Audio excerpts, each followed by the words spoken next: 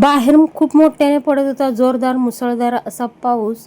सर्व बाजूनी काळोख झालेला, मस्त असं वातावरण झालेलं, एकदम मस्त हवा सुटलेली आणि छान असं आज काही गरम होत नव्हतं आणि कामाचा उत्साह वाढत होता सकाळ सकाळ. तर आता बघा सर्व आंघोळ वगैरे झाली, पाणी वगैरे भरून झालेलं आहे, माझं जेवणाचं टाईम झालेलं आहे डब्याचं.